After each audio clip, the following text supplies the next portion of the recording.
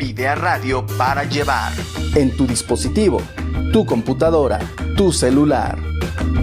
Descarga la aplicación y lleva contigo a Videa Radio a donde quieras. Videa Radio, el sonido de tus emociones. Videa Más Media, vamos a hacer historia otra vez.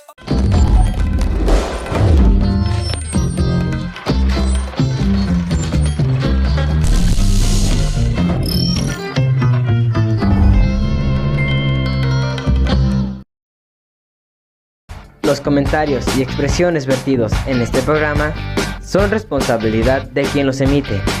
Videa no totalmente concuerda con ello. Una producción de Circuit Vision para Videa Más Media.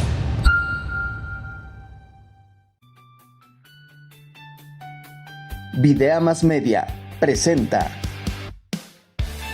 un espacio donde cada historia importa, cada opinión cuenta y cada voz tiene un lugar. Todas las voces con Javier Camarena. Hola, ¿qué tal, queridos amigos? Gracias por estar sintonizando nuestra multiseñal por cualquiera de las frecuencias que usted nos haga el favor de sintonizarnos. Y bueno, déjeme decirle, como siempre, qué privilegio tengo el de poder estar en contacto con usted a través de la forma en que usted nos vea, nos siga, nos vaya por ahí comentando. Y recuerde, pues ahora somos Videa Más Media porque somos televisión, web, radio. Y ahora no hay pretexto, usted nos puede ver en nuestra señal tradicional, nos puede ver en la multiseñal de las redes sociales, nos puede escuchar a través de Videa Radio. Y bueno, gracias por quedarse con nosotros. Espero que este programa les sea interesantísimo como todos los anteriores. Y hoy tengo invitado de lujo, una persona a la que admiro, aprecio, a él, a su familia, y con la que a veces profundizamos y platicamos muchas cosas que espero que podamos hacerlo aquí. Luego a veces el tiempo en televisión es cruel, pero pues ni modo que hoy no me dé hoy mi privilegio si la plática se alarga, de decirle al máster si me hace corte, yo voltear para otro lado, porque espero y sé que seguramente esta plática que vamos a tener con mi queridísimo amigo el doctor Carlos Cárdenas será sumamente interesante. Carlos, bienvenido. Muchas gracias, doctor Javo. Me da mucho gusto estar aquí contigo, que nos conocemos efectivamente desde niños. Toda la vida. Sí. Y fíjate, ¿quién pensara, no? De repente cuando pareciera que se habla de la vida, sobre todo del tiempo cronológico, no es que seamos viejos, pero ¿quién pensara que un día la vida iba a pasar, X tantas décadas, y que de repente se hiciera realidad eso que a veces se nos dice, es que la vida es como un tronar de dedos. ¿Quién pensara? Yo creo que eso me da pie para la primera pregunta. ¿Algún día te viste siendo niño, pasando los años, y que en la mente lejana del niño dijeras tú, híjole, pues quién va a pasar tantos años, y recordaras hoy que estás en esta época, esos momentos? ¿Hubo alguna vez? No, me costaba mucho trabajo, creo, de niño pensar hacia el futuro en ese sentido. Más bien me planteaba, igual que ahora, ¿para qué estoy aquí en la vida? ¿No? Pues más profunda la ¿Cuál es- pregunta. ¿Cuál es la razón de ser? ¿Para qué estoy aquí? ¿Para qué estamos? Más profunda la pregunta, porque a lo mejor pues en la mente del niño no estaba la preocupación, pero fíjate qué pregunta tan profunda y tan interesante. ¿Por qué te preguntabas siendo niño, para qué estoy aquí? No lo sé, yo creo que tratando de encontrar mi lugar, eh, no me preguntaba tanto sobre el destino en general, sino el concretado en qué es lo que tengo que hacer para estar aquí, por qué estoy aquí, pero no en el sentido del por qué, sino para qué. No Más porque, en el sino para qué. O sea, Sí. querías a lo mejor descubrir lo que iba a ser la vida contigo o lo que ibas a hacer tú en la vida. Ya te movían algunas ideas. Porque lógicamente, pues tú tuviste, lo digo con conocimiento de causa y con mucho cariño, pues un padre y una madre maravillosos. Sí, sí tienes razón. La señora Tere y el doctor Enrique eran, aparte de ser unas gran personas, él como profesionista, ella como ama de casa, pues eran dos personas excelentes. Sí. Algo influía ya lo que se vivía en el interior de tu casa para hacerte esas preguntas. Sí, yo creo que sí, como en tu caso, o con don Javier y la señora Eunice. Sí, yo creo que mis padres, mi madre de origen maestra y mi papá un médico muy dedicado, muy abierto, decía él, si no puedo curar, por lo menos aliviar, y si no puedo aliviar, por lo menos consolar. Wow. Eh, y decía el médico, tenía un cuadro en la casa que decía, hay que ser médico de cuerpos y almas, y cosas así, que realmente son muy poderosas. Y sí, me enfocaba como a una hora en que la clave está en servir a los demás. ¿Para qué estoy aquí? Pues para servir a los demás. Quizá ese fue un motivo por el que en los últimos 40 años de mi vida me he dedicado a la educación. ¿A qué edad te hacías ya esas reflexiones, Carlos? Y yo recuerdo que en secundaria, cuando empecé a plantearme las cosas así, de primera recuerdo los momentos de niño, las experiencias, los juegos, ese mundo maravilloso de la piedad de nuestra infancia, un pueblito. Podíamos andar donde sea. Sí, Bueno, sí. con sus limitaciones, porque también nos tenían jalada la correíta. Claro. O sea, también había disciplina, ¿no? Sí, sí. O sea, hasta tal lado puedes ir y venir sin mayor Sí. problema. De allá para allá, solamente con permiso, Sí. con Compañía muchas de cosas, mayor, exactamente. Y era los un tiempo- horarios, sí. las 9 de la noche que sonaban las campanas por la bendición, era el Ya debería momento estar de en casa. correr. Ya me agarraron a las 9 fuera de casa a correr, ¿verdad? Sí. Sin que nadie estuviera ahí exigiendo. Pero alcanzaba uno a ver esas escenas increíbles de que se detenían los automóviles para escuchar la bendición. Exactamente, qué La gente se Se hincaba en arrodillaba la calle. y volteaba hacia ahora el Santuario del Señor de la Piedad. En fin, ¿no? Todas esas experiencias Que increíbles. fíjate que de repente parecieran como que costumbres obsoletas, costumbres de mochos, costumbres para algunas personas, ¿no? Para algunas personas que puedan tratar con desprecio esas cuestiones, pero yo creo que iba eso más allá de una costumbre, iba en la esencia del ser humano de ese momento, ¿no crees? Sí, sin duda. Era parte de nuestra naturaleza, como lo sigue siendo ahora, pues la naturaleza humana por ahí anda, seres de posibilidades. ¿Cuándo decides tú estudiar? Lógicamente, pues terminas aquí, estuviste también como invitado en lo del Colegio Vasco de Quiroga y terminas ahí la prepa. Cuando tú estabas en la secundaria, ¿ya traías claro tu carrera? No, yo creo que esto me despertó en la prepa.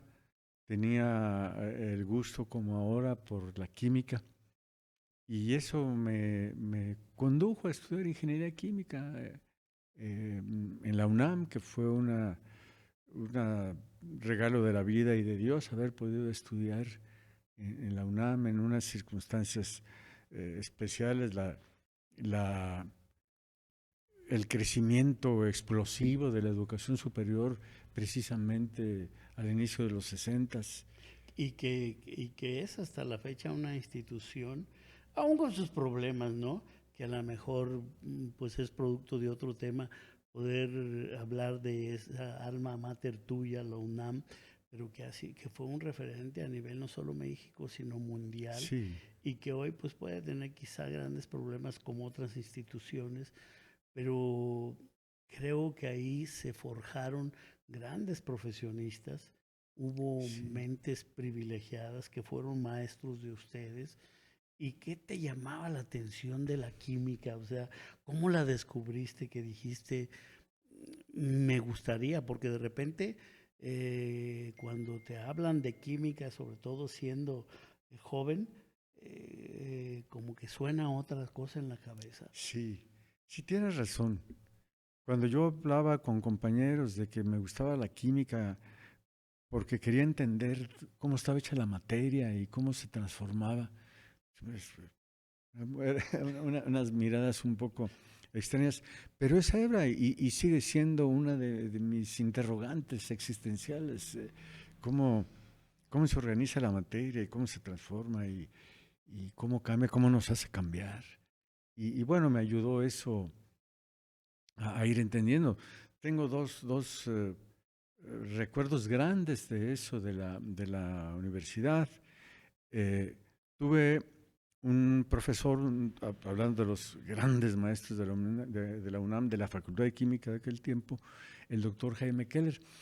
Yo estaba ya terminando la carrera y tuve la ocurrencia de, de tomar como materias optativas Física 9 y Físico-Química 9. Eh, y el maestro de física era el doctor Jaime Keller, un experto, hijo de un personaje del mismo nombre. Y un día nos empezó, éramos 4 alumnos, nos empezó a explicar a una pregunta que yo le hacía, cómo funcionaban las reacciones nucleares de las estrellas y cómo se daban las explosiones de supernovas a 15 millones de grados centígrados, donde se producían núcleos pesados que podían capturar, ¿no?, esa electrónica ¡Wow! para crear en el espacio, en la explosión de las estrellas, los elementos pesados que tenemos nosotros. Cobalto, magnesio, manganeso, etcétera, que a lo mejor en conjunto forman cada uno de ellos unos 20, 30 gramos de nuestro peso del cuerpo, pero que vienen de las estrellas. Que por eso dicen que somos polvo de estrellas. De las explosiones de estrellas. Somos polvo de estrellas. Recuerdo que alguna vez lo dije en algún discurso ahí de un tecnológico y me botaneaba un periodista al decir, dice que somos hijos de las estrellas, pero es cierto. Pero esa reflexión es realmente increíble, que estamos aquí porque explotaron estrellas supergigantes a distancias de las que apenas podemos tener idea, pero llegaron aquí, digamos, esas oleadas de átomos y están ahora en nosotros. Es una gran verdad. Y otra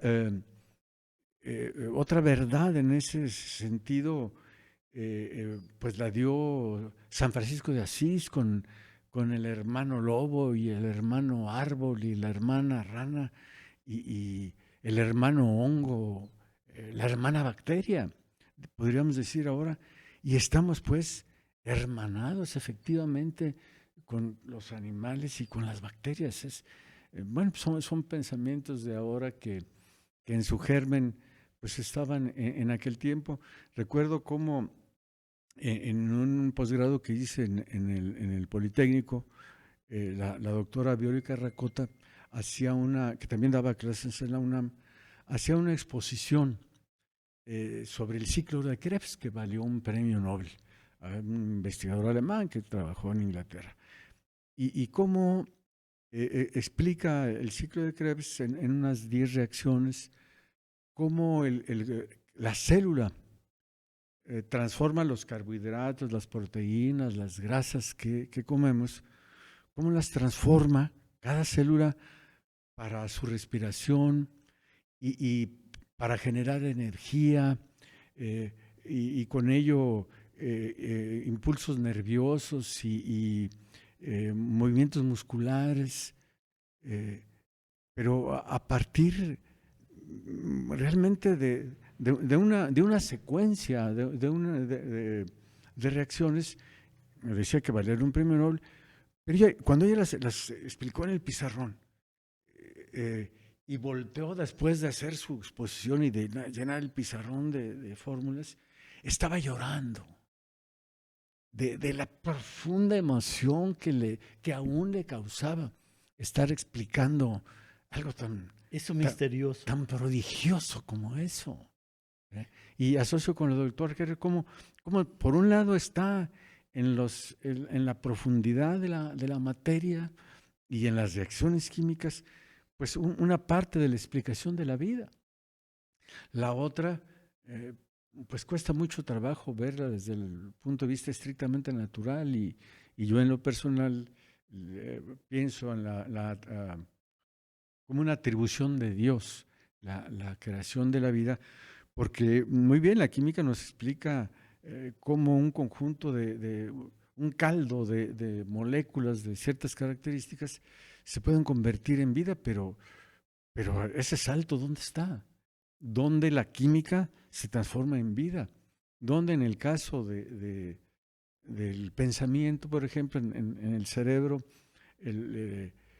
están las neuronas y unas reacciones químicas y un intercambio de neurotransmisores y de hormonas y de cosas nos hace actuar de cierta manera, y eso tiene cierta explicación porque hay estímulos, las hormonas o los neurotransmisores determinan ciertas reacciones, pero ¿cómo surgen los pensamientos? Para eso no tengo ninguna explicación. ¿Cómo se convierte toda esa cuestión bioquímica, neurotransmisora y demás en algo que lo pudiéramos ver como etéreo, pero que es un pensamiento que dirige a algo? Que estamos hablando ahorita y que las personas que nos hacen el favor de escucharnos y están ellos pensando. Bueno, esas cosas son maravillosas. Y fíjate qué interesante, porque ahorita tras cámaras, fuera de foco, lo platicábamos. No recuerdo si Einstein o alguno otro de los grandes científicos dijo algo así, que no necesariamente la ciencia está peleada con la fe. Y la voy a poner como fe. Quizá él dijo religión.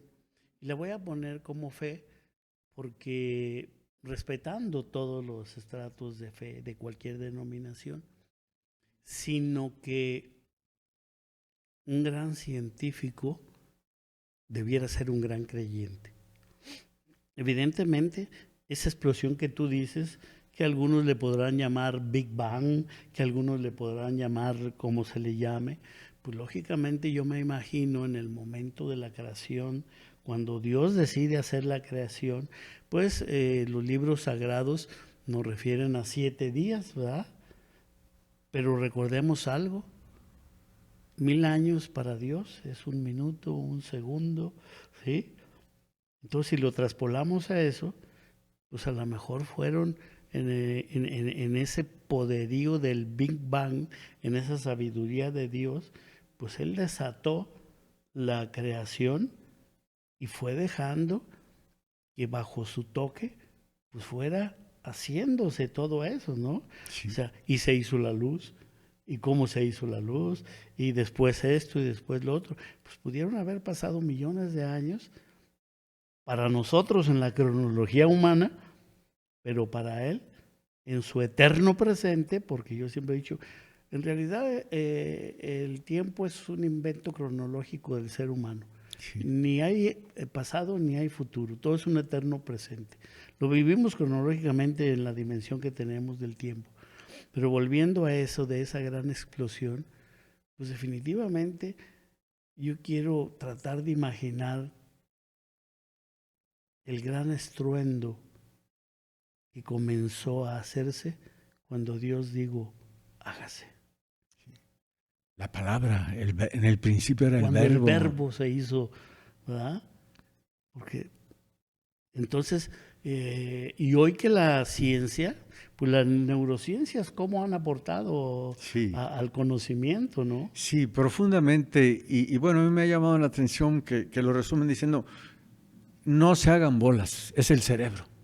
No que esto y que lo otro, es el cerebro. Y qué maravilloso, ahorita también lo platicábamos, que todo eso que pasaba a ser de ser teoría, hoy la misma ciencia nos dice, en tu cerebro está, tienes las capacidades, pero ¿qué estás metiendo en tu cerebro, no? O sea, ¿qué estás metiendo de información? Luego, ¿cómo procesas esa información? Y a mí me gusta mucho, a veces para tratar de explicar algunas cosas, que he tenido la oportunidad de descubrir en ese famoso cerebro triuno, cómo ahí vas descubriendo, caray, pues sí es cierto, sí podemos, pero ¿qué metemos adentro para eso? Sí, la importancia de nuestras decisiones. Y cómo la importancia de nuestras decisiones alcanza a que no es tan importante lo que nos pasa, sino cómo lo tomamos. ¿Cómo reaccionamos ¿Qué a eso, decisiones tomamos respecto a las cosas que nos pasan? A ver, y terminas siendo ingeniero. ¿Qué hiciste cuando terminas tu carrera? Bueno, estudié ingeniería química, luego estudié instrumentación industrial en la UNAM, y luego tomé cursos. ¿Con qué se come eso? ¿Para automatizar cuestiones industriales? Sí, efectivamente. Los aparatos que miden los procesos en la industria. Presión, temperatura, flujo de fluidos, todo lo que hay ahí en relación con esto. Y trabajé en una compañía en Foxborough, una compañía norteamericana que se dedica a esto, fue muy, muy interesante. Y me fui por la bioquímica y tuve la suerte de poder ser fundador del laboratorio de lo que ahora es la Procuraduría del Consumidor, y que siguen haciendo todos los productos. Y que siguen haciendo análisis, que los vemos pues, cada mes, y las primeras publicaciones en lo que era la revista del Consumidor pues nos tocaron a nosotros y estudiamos como ahora, que actualizando salchichas. ¿Cómo llegas ahí? ¿Cómo llegas a eso? Porque esto es muy interesante. ¿Cómo llegas ahí a la Profeco? Fíjate que mi querido doctor, que es la mano de Dios. Yo tenía un amigo que era freelance, productor de artículos. Él era el novio de una chica cuya hermana era amiga mía. Y nos conocimos y un buen día me dice que tienen problemas en lo que entonces era el Instituto del Consumidor, porque la gente que empezaba a hacer las investigaciones no era capaz de comunicarse en términos que pudieran ser comprensibles para las personas que tenían que escribir los artículos. Se iban mucho por la parte estrictamente científica, química. Y me dijo, habías de ayudarme con este artículo. Y sí, mira, pues eso se puede explicar así, así, así. Dijo, a ver, vente, vamos a la oficina mañana. Sí. Y llegué y le expliqué algo ahí con unas gentes que llevó. Me dice, te voy a llevar con alguien. Y me presenta con una persona, Guillermo Wilkins, el quien que recuerdo con mucho gran cariño. Y me dice, a ver, pues quédate aquí, ven, siéntate aquí, a ver, tráiganle a este muchacho, traigan las investigaciones y yo un alterio, a ver, y turun. Y a explicar. Digiere esto y ponlo en digerible. Sí, a ver, pues mira, y ahora en lugar de estar contratando los servicios, vamos a montar laboratorio, ¿cómo ves? Pues órale. Y hay que adquirir equipo. ¿Y cuál equipo? Bueno, pues consultar con gentes que sabían de esto y se eran los tiempos de la bonanza Gubernamental sí, del sí, país. como dijo López Portillo, la La abundancia. administración de la abundancia. Bueno, el caso es que se puede poner un laboratorio muy bien montado, resonancia magnética nuclear, cromatografía de gas líquido, etcétera. Todo lo que se necesita. Sí, sí. Y pudimos hacer una serie de investigaciones muy, muy interesantes, pero ese fue el origen, realmente una situación, pues como son las cosas de la vida, una casualidad, y está uno allí, y bueno, duré 6 años en el Instituto del Consumidor, muy afortunado, estoy muy agradecido con las gentes de entonces, y un buen día decidí venir a La Piedad. Y cuando hablé con el jefe me dice, pero ¿y qué vas a hacer allá? Pues no sé. ¿Cómo que no sabes? Pero aquí estás bien con un futuro. Pues sí, pero ya me Quiero irme para mi tierra. Sí. Y bueno, sé yo bromeando, me voy a ir con mi mamá. Y me decía, oye, pero es como si vamos en un barco a medio océano y dice, aquí me bajo. Pues sí, y me vine. Con mi esposa y en ese tiempo una hija, una niñita, y con una mano otra atrás y otra adelante, y uno es para acá. ¿Y realmente cuál era la raíz de esa decisión, Carlos?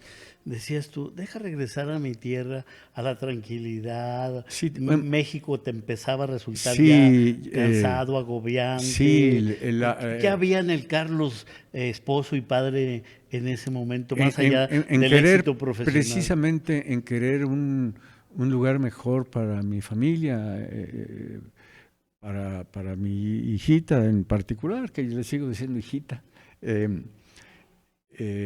Y pues nos vinimos para acá y las circunstancias de la vida se fueron dando, nosotros trabajando, me dediqué a dar clases, en la prepa del Vasco, en el Cebetis, se instaló para aquellos tiempos la UNIVA. ¿Y cómo empezó a irte la docencia? O sea, ¿cómo te sentías en la docencia? Cometí los pecados de principiante, de los que ahora me avergüenzo. ¿Por qué?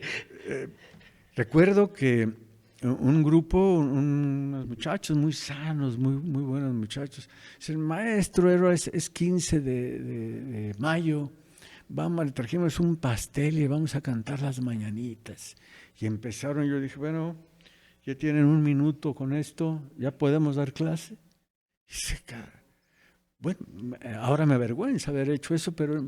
Bueno, yo creo que todos lo hemos hecho, ¿eh? A lo mejor la docencia es tan maravillosa, somos apasionados de lo que queremos compartir. Queriendo, sí. Que a lo mejor en mucho tiempo también exageramos en la disciplina. Ajá. Y a lo mejor nos faltó empatía. Digo, a mí también me pasó. O sea, yo quería ser tan... Es más, yo les decía, a mí, el que venga, yo cometí errores, pero tú eres el invitado, no soy yo el protagonista, pero para descargo de tu tranquilidad, gracias. De eso, voy a compartirte un error yo también gravísimo que cometía yo en mis épocas de docente. Yo en la primera clase decía, yo vengo aquí a dar mi clase, me he preparado, me sigo preparando para mis clases, vengo aquí con toda mi preparación, con todas las ganas de compartirles a ustedes los conocimientos, pero el que no tenga la voluntad para estudiar, de una vez, ahí está la puerta y adiós. Sí, ese tipo de cosas, pues, ¿no? Hay una intención positiva. Sí. Pero bueno, ahora... Pero lo hemos aprendido hoy, estudiando nuevamente. Ajá, va uno aprendiendo que la relación maestro-alumno, que es el aspecto central de la educación, la relación maestro-alumno, que se tiene que cuidar muchísimo, sí, en cualquier modalidad de educación. Pues hay que trabajarla y la mejor manera no es diciendo, a ver, aquí, sino el acercamiento, la comprensión. A lo mejor yo he hecho tratando de hacer una entrada en mí internamente y un mea culpa. A lo mejor lo que vivimos de pequeños, de adolescentes, de mayores, en la educación que nos dieron nuestros padres, que no por ser amorosos, no dejaban de ser estrictos. Claro. Quisimos a lo mejor inconscientemente reflejarla en nuestros alumnos, porque pensábamos también en el futuro de los alumnos. Sí. A lo mejor no hacíamos esa estructura de pensamiento, sino inconscientemente nos preocupaban. Sí, ¿no pero crees? esa era la intención, definitivamente. La intención clara era formarlos lo mejor que se pudiera, con la idea que uno tenía de formación. Efectivamente, esa era la situación, ¿no? Y bueno, ahí las cosas fueron cambiando, me pude dedicar un tiempo a la política, trabajé en el ayuntamiento como secretario municipal con Guillermo Ruiz y luego con don José Luis Fernández, después con Eduardo Villaseñor, tuve el gusto de ser su secretario particular en su te enrolaste en la aventura del despegue de presidente, diputado federal y gobernador. O sea, un despegue, un cohete, ¿verdad? Sí, haber estado en el Congreso con él fue una experiencia grande. Después pues viene la muerte de Colosio, todo el problema, la transformación que se derivó de esto, y pude dedicarme a la educación. Ya después de que la etapa política termina en esos años, la educación te sigue llamando. ¿Y cómo llega a ti el que hayas sido directivo ya en la cuestión educativa? Sí. En los 90, cuando concluyó el esfuerzo grande que hicimos con Eduardo Villaseñor por una transformación de Michoacán en la que hay que seguir trabajando, la transformación de México, pues encontré un espacio en el Tecnológico de Zamora como subdirector de planeación. Y las circunstancias de la vida, en el término de un año, me convirtieron en director de la institución. Acababa de empezar el tecnológico. Sí, estuve como subdirector en su fundación y me tocó entonces al primer año pues ser el titular y en esa visión de ayudar a los muchachos, me convencí de que el tecnológico debía entregar a la sociedad, cumpliendo el encargo pues, social de la educación, entregar no egresados simplemente, no pasantes, sino profesionales.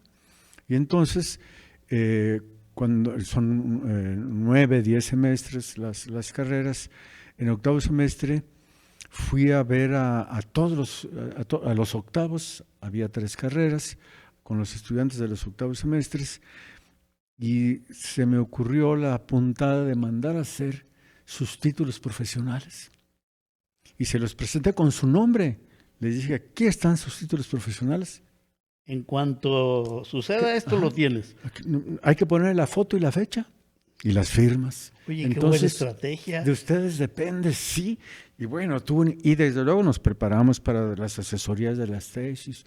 Total que resultó un éxito. Un papá de aquel tiempo, de padre de familia, me dijo, oiga, mi hija me dijo que usted les dijo que los va a sacar con título. Pues sí. Y me dice, yo creo que usted está loquito.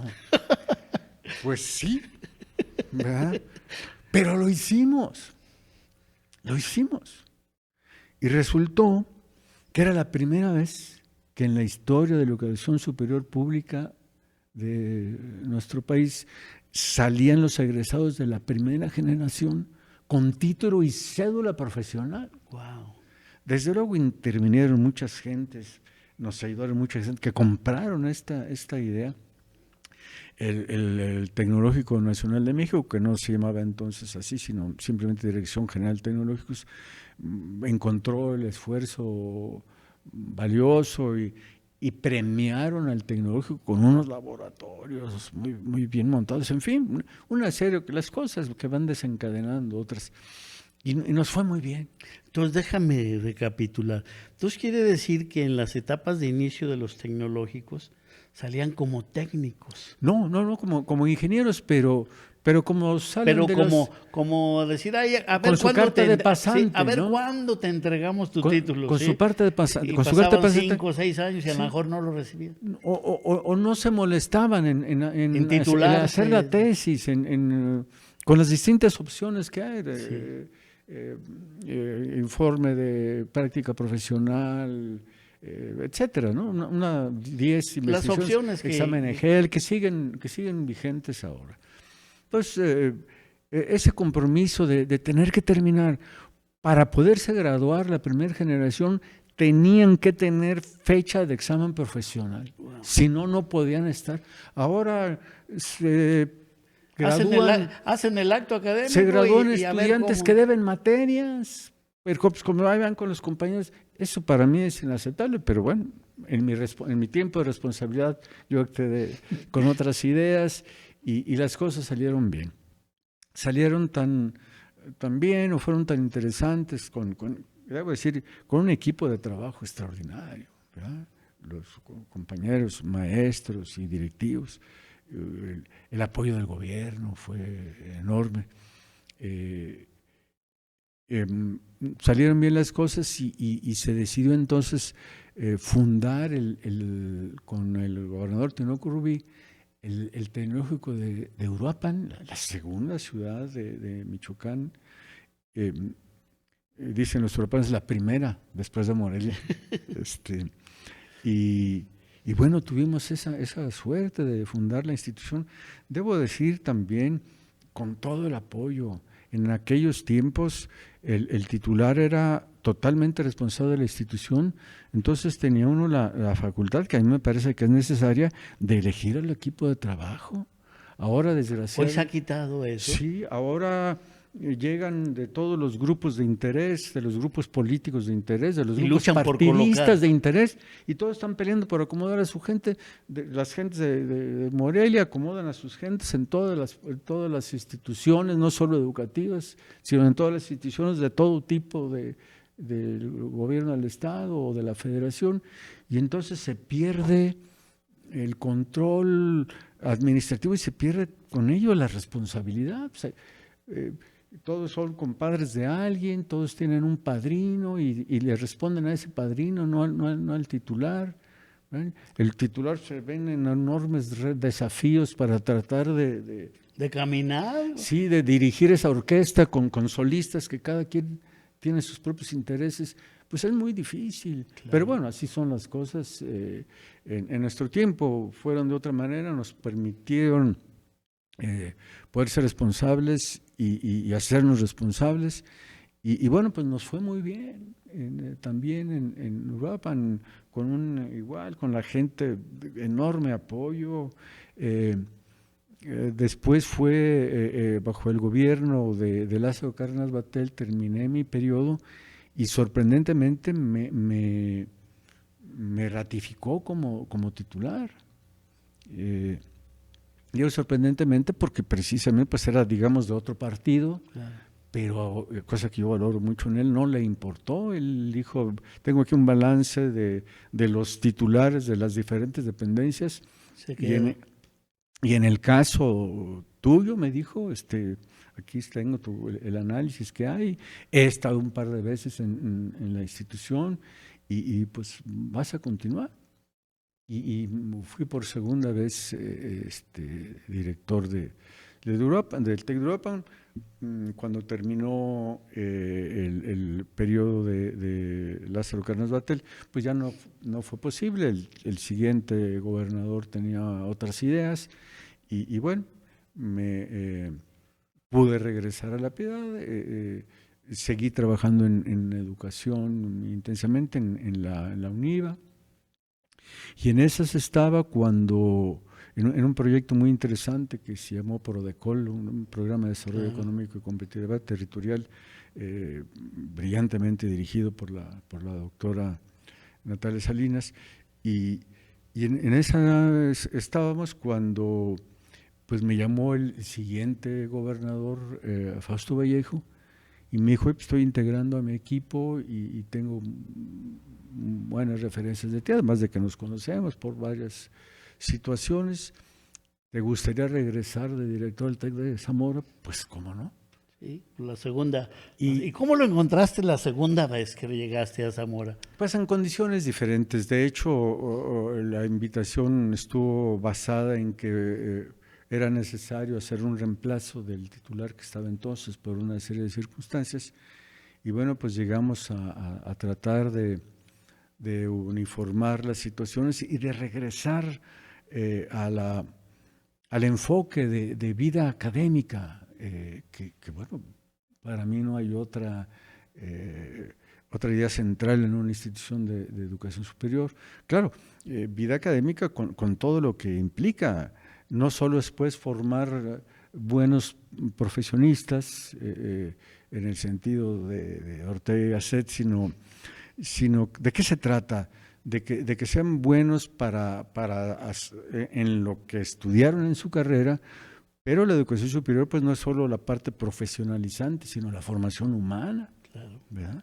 Y eso es central también, de que sean buenos ciudadanos, de que sean buenos papás, buenos hijos, buenos esposos o esposas, buenos hermanos y hermanas, y de ayudar, de que no, como está en la filosofía de los institutos tecnológicos, ¿verdad?, de que los egresados sean agentes de cambio, transformadores del país para que México sea cada vez un país más grande y respetado. Yo usaba mucho esa frase simple y concreta y profunda en mis discursos, y sigo pensando en que la educación superior debe formar para esto, no solo la educación. Ahí están los de Jacques Delors, sí, los estudios de principios del siglo XX, de aprender a ser, aprender a hacer y aprender a convivir. Así es. Y sí. Así es. Que te voy a decir algo. Pues tú eres doctor en educación, sabes muchas cosas de estas. Pero que te voy a decir algo, y esas cuatro situaciones, cuatro pilares totalmente necesarísimas, porque como que se quedaron en el olvido, ¿sí? Se quedaron en el olvido, porque de repente, no nada más en nuestro país, pero vamos a centrarnos en nuestro país, porque es el que nos interesa. Ojalá que a todo el mundo le vaya bien, pero en nuestro país como que de repente se quedaron olvidadas, y creo que en este momento sería oportuno retomarlos, porque creo que el modelo educativo en nuestro país ha estado tan manoseado que en el aspecto público se ha convertido en una madeja de hilo muy comprometida, sí. muy que no le encuentras por dónde sacar la punta. Y en el aspecto privado, de repente me ha preocupado a mí, no sé a ti, que se comercializó la educación, que se convirtió en un gran negocio, pero en ambos dos, por distintas causas, se perdió de foco realmente esos cuatro pilares, que al fin de cuentas es a donde lo que tú nos referías ahorita, a llevar realmente a esos seres humanos a ser totalmente felices, íntegros, desarrollados en el hacer. Sí, estoy completamente de acuerdo contigo, esa es la verdad. Yo sigo dando clase ahora, estoy en el Instituto Michoacano de Ciencias de la Educación, lo coordina el licenciado Francisco Ríos, a quien le reconozco una gran capacidad para dejarnos ser libres la famosa libertad de cátedra Claro. con plena responsabilidad. Y yo sigo insistiendo con los estudiantes. Tengo la oportunidad de dar clase allí en licenciatura, en la maestría, en el doctorado, en educación, en el IMSED. Y ahí estamos y seguimos pugnando por los 4 pilares y por el pensamiento crítico y por el pensamiento complejo, ¿verdad? Tenemos que ser inquisitivos, tenemos que ser cuestionadores, inconformes, no contestatarios criticones, ¿verdad? contestatarios sin ton ni son, ¿no? Ajá. Sino realmente que tengamos ese pensamiento crítico y esa acción crítica, pero con fundamentos, ¿no? Sí, y encaminada, critiquemos al poder político, al poder económico, a todas las formas de poder, a los poderes fácticos, pero con una intención de mejorar y de que cada quien vaya asumiendo su propia responsabilidad, las decisiones de las que tú hablabas, de cómo cada quien toma su decisión de qué es lo que va a hacer.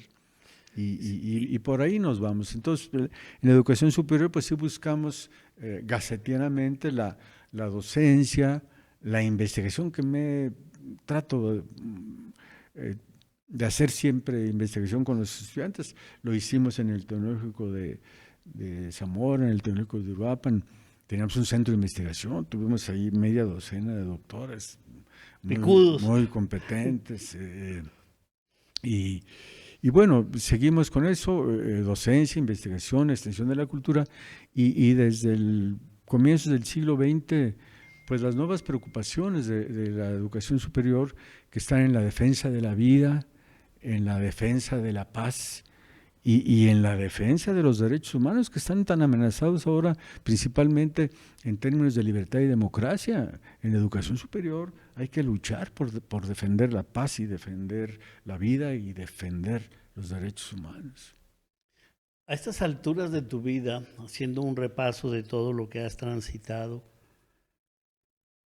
¿qué anhelos en ti hay que quisieras todavía cumplir? En el gran fondo está el servir a los demás. Y hay que decirlo, y amar a los demás en los términos en que nos enseñó el gran maestro Jesús, tan difícil de seguir, pero bueno, tan difícil por exigente, pero él lo hizo y dice, esta es la manera. Aquí está la muestra. Sí, a ver, crucifíquense. Bueno, hasta allá, ¿no? Entregar la vida. Pero bueno, en nuestro caso, lo comentábamos también al principio, así heideggerianamente, estamos arrojados en la vida y tenemos que hacer algo, ¿ya? Y cada quien tiene la posibilidad de decidir vivir una existencia auténtica, ¿verdad? No ser vividos por la vida, andar como papelitos ahí que la vida nos va llevando, sino ir tomando nosotros nuestras posiciones y nuestras decisiones como seres de posibilidades, que es una de las grandes aportaciones, me parece, de Heidegger, que recoge pensamientos, es decir,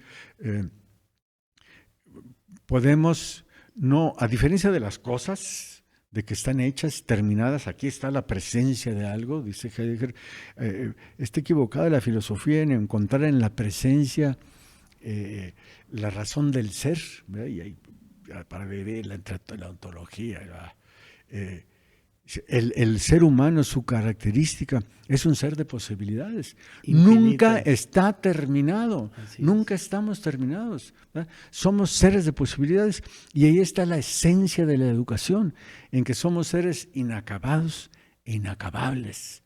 Y la educación esa es la parte que trata de pues no voy a decir de llenar, sino de contribuir a que somos seres inacabados. Fíjate, e inacabables. Qué interesante el concepto traes ahorita a colación. ¿Cómo pudiéramos decirle a quienes nos están viendo en este momento de manera práctica cómo puedes ser auténtico y reconocer ese ser humano de infinitas posibilidades y de qué manera puedes llevarlo a la práctica. Es una muy buena pregunta. Cada quien tenemos nuestras propias circunstancias, ¿verdad? Y esa es una cuestión clave. Dijera Ortega y Gasset, Sí, ¿verdad? ajá, sí, ¿verdad? Sí. Quien está en condiciones socioeconómicas y de salud y de una serie de cosas favorables, pues la tiene más fácil.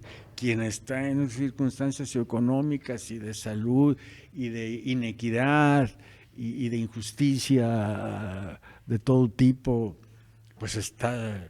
Pero todos, unos y otros, somos seres de posibilidades. Tienen razón los filósofos que se han metido en esto, ¿no?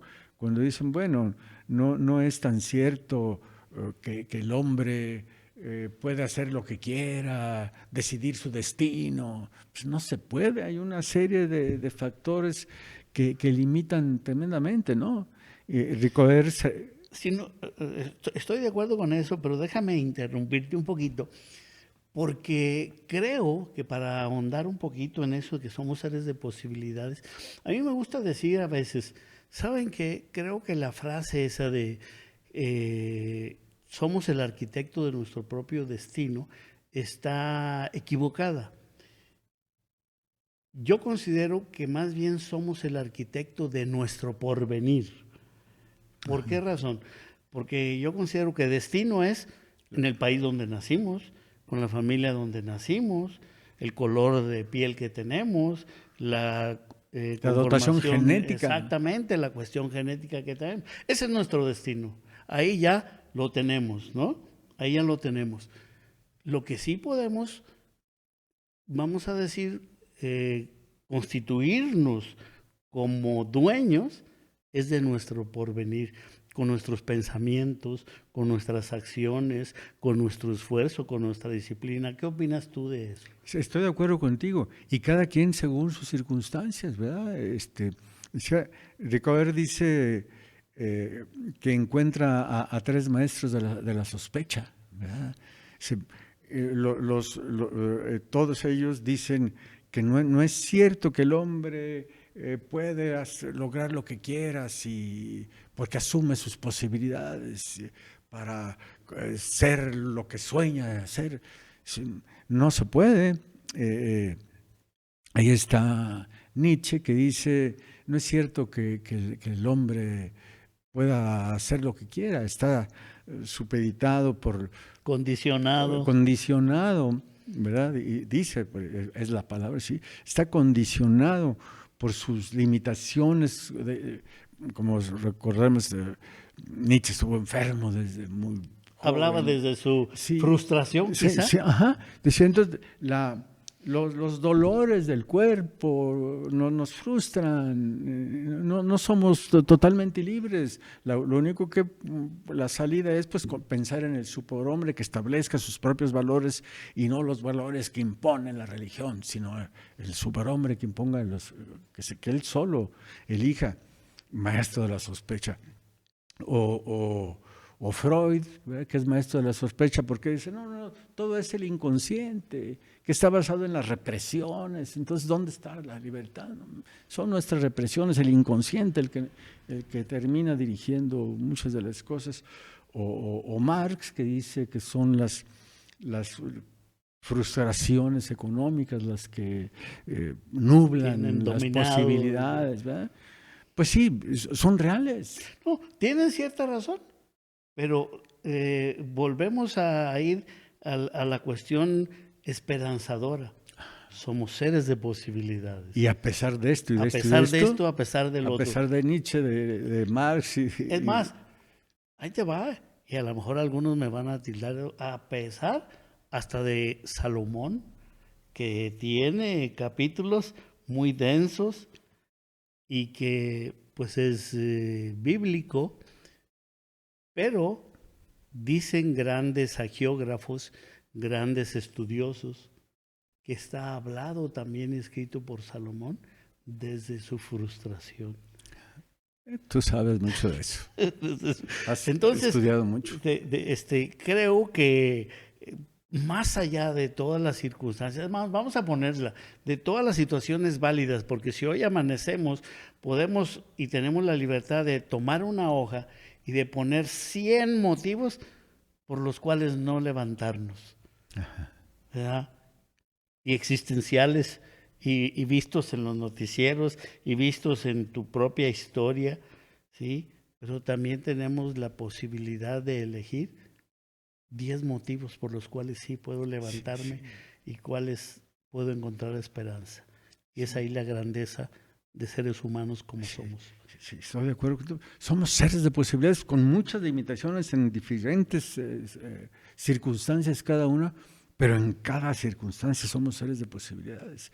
Podemos encontrar opciones. Siempre ahí está y aparece la libertad y aparece la voluntad y por supuesto la inteligencia y el espíritu inquebrantable, indomable del hombre y esta idea que reitero de que ahí está la educación porque estamos inacabados y porque somos inacabables. Querido Carlos, estamos en los últimos minutos, como yo decía, es cruel el tiempo en la tele, pero te quiero agradecer infinitamente que hayas tenido la voluntad y el tiempo para estar aquí con nosotros, agradecerte, y no quisiera despedirme sin que tú a todos los que nos están viendo les dieras un mensaje ya de tu persona, de tu corazón, de Carlos Cárdenas, no el ingeniero, no el doctor, no el docente, no el directivo educativo que ha sido, sino Carlos Cárdenas, el hombre, el ser humano. Y ahí está tu audiencia. Muchas gracias. Pues compartir con todos que aquí estamos y que hay una razón para que estemos en la vida y yo encuentro esa razón en servir a los demás, en ayudarles a los demás a ser mejores y siendo mejores muchos, donde nos vaya bien a todos, que nos pueda ir bien como país y como planeta. Depende de nosotros, de que queramos ser mejores, de que queramos verdaderamente servir y ayudar a los demás. Pues muchas gracias y muchas gracias a usted. Déjeme sentarme bien para despedirme. Estábamos muy cómodos y gracias a usted que tiene la voluntad de vernos. Para mí es un privilegio el poderme comunicar con ustedes. Gracias, gracias. Le recomiendo, por favor, síganos, recomiende todos nuestros programas en cualquiera de las multiplataformas que nos vea, si usted nos ve a través de nuestra señal de televisión. Y le encargo, como en todos los programas, oiga, sintonice Videa Radio. Es más, este esfuerzo que hacemos para usted, ahí está, mire el QR, ahí está, usted puede sintonizarlo en su computadora, en su tableta, en su celular. Es más, ¿tiene Alexa? Es rejega Alexa, pero pídale, Alexa, ponme Videa Radio. A lo mejor la primera no lo hace, a la segunda, pero si se lo pide firmemente, Alexa le va a poner Videa Radio. Un esfuerzo de música buena, música para que pueda trabajar, para que pueda estudiar, para que pueda estar en sus mejores momentos, este esfuerzo conjunto que hacemos como multiplataforma. Gracias por quedarse con nosotros, perdón. Gracias, Carlos, por estar aquí. Muchas gracias a ti, doctor. Ha sido la voz del doctor Carlos Cárdenas en este programa de Todas las Voces. Soy Javier Camarena, hasta la próxima.